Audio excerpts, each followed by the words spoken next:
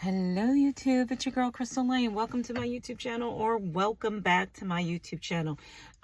More importantly, welcome back to another edition of Bible unboxing. And remember, we're studying the book of Esther.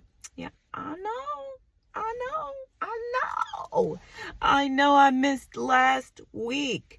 I was out of town, dealing with some family related matters, but I'm back this week, child. And I didn't promise I was going to do it every week. I said I was going to make every attempt to do it every week. So my apologies.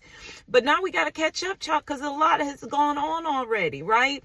We know that the last time we probably met, or I spoke with you, we were talking about chapter 1. Oh no, I introduced you to King Xerxes the First. And anybody who are familiar with the movie 300, that guy, right? So we talked about him, and I told you a little bit about him. And then I need to go ahead and let you know who Esther is, where she comes from.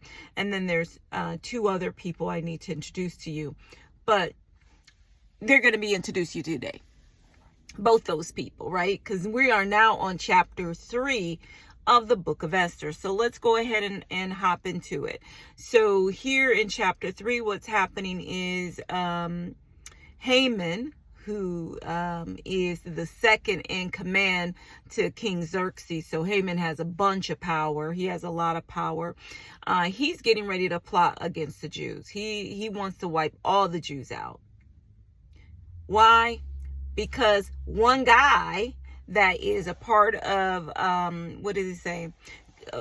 Part of the king's officials won't bow to him.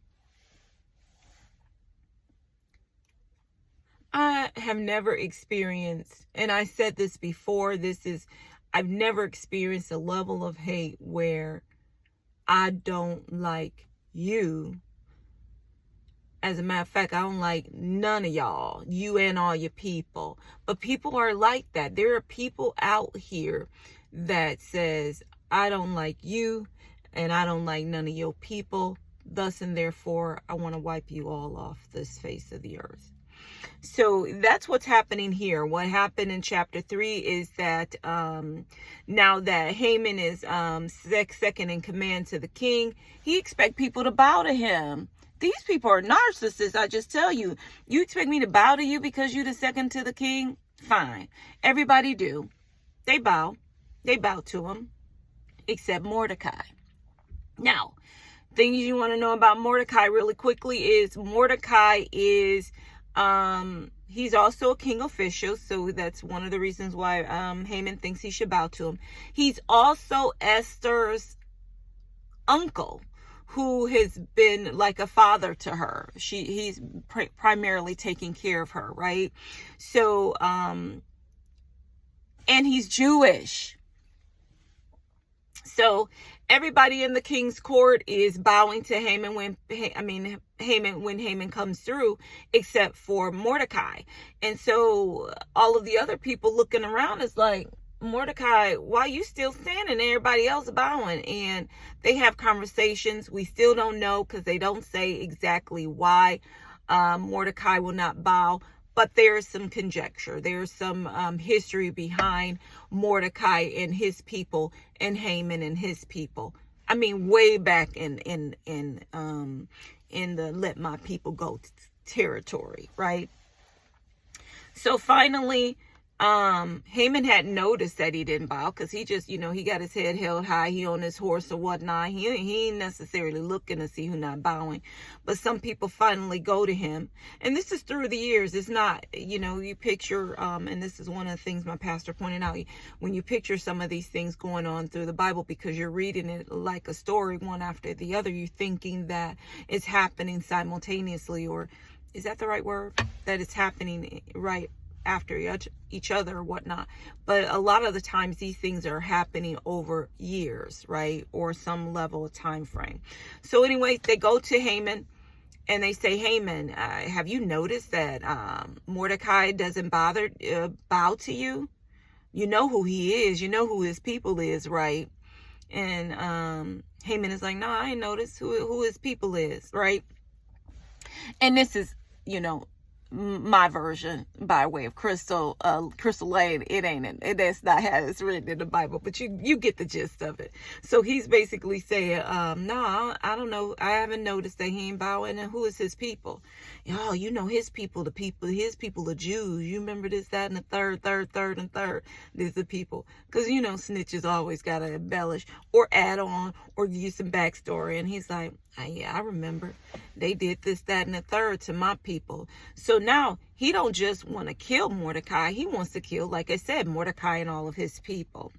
So then Haman goes to the king and he said, hey, and I'm going to read it. It's Esther chapter 3, verse 8. Then Haman approaches King Xerxes and says, there's a race of people scattered throughout the province of your empire who keep themselves separate from everyone else. Their laws are different from those of any other people, and they refuse to obey the laws of the king. So he gonna go to the king and say, they disobeying you. Because, of course, he can't go to the king and say, you know that guy, Mordecai, that's in your king's court, he won't bow to me. Tell him he got to bow to me. No, he going to the king and he's like, there's a people that won't, that's not abiding by your law. Because he making it personal, right? And one of the things that they say about King Xerxes, now I don't know King Xerxes personally or whatnot, but they claim that he's easily manipulated. Because again, he's a narcissist too, right? And I don't know if these people are narcissists, but this all sounds like narcissistic behavior to me. So he says, you know, he not abiding by your law. So, and then he's like, and they keep themselves separate because they think they special and whatnot. And they got their own laws or whatnot. So it is not in the king's interest. So he says, so it is not in the king's interest to let them live. If it please the king, issue a decree that they be destroyed, and I will give you 10,000 large stacks of silver to the government administrators to be deposited into the royal treasury. So he says, if it pleases you, I'll pay you to let me kill them. All of them. King's like, 10,000 large sacks of silver? Bet. Go and do what you want to do. Go come on, treasurer people. Whatnot, what for? I don't know. He probably didn't say it that way, but that's how I vision it, right? So then the king agrees, confirming his decision by removing his signet ring from his finger and giving it to Haman, the enemy of the Jews. He's an Agagite. Now, all of this, again, these books aren't standalone. If you go back to 1 Samuel, what did my pastor say? 1 Samuel chapter 15, it talks about the Agagites in chapter 1 Samuel chapter 15. And if you remember 1 Samuel, which I love Samuel, the book of Samuel. If you haven't read either of the book of Samuels, check those out. I'm telling you, it needs to be a real good movie, right? Anyway, in the book of 1 Samuel chapter 15, this is where the prophet had told the king, and which king is the one before King David? King Saul. He had told him, he's like, you need to go and you need to kill the Agagites. And this is what God has said. You need to wipe all of them out, all of their cattle, everything out, right? Instead, the king had gone and he killed all of the people except for the king. And then he killed all the livestock except for the good stuff. He kept all the good stuff, right? And so when the prophet showed up and he was like, why have you disobeyed God? And he's like, me? I would never. I don't know. He didn't say that, but he might as well have said that. He's like, I didn't disobey God. He's like, what are you talking about? I hear the bleeping in the back. I hear the bleeping in the background. And I hear the king over here asking for all royal whatever he think he deserved or whatnot, because he's still here. God said everything. And then, the prophet went on and killed everything. Anyway, so that's these people. So he says the king agreed, confirming his decision by removing his ring and giving it to Haman. The money and the people are both yours to do with as you see fit. So for 10,000 large bags of silver, that's how it's written in the NLT. It says something else in the ESV or English Standard Version. But anyway, the king Xerxes gave over the Jewish people to Haman to do with as he pleases. So they got some dates on here. So on April 17th, the king's secretaries were summoned and a decree was written exactly as Haman dictated. It was sent to the king's highest officers, the governor of the respective provinces, and the nobles of each province in their own script and languages. The decree was written in the name of King Xerxes and sealed with the king's signet ring.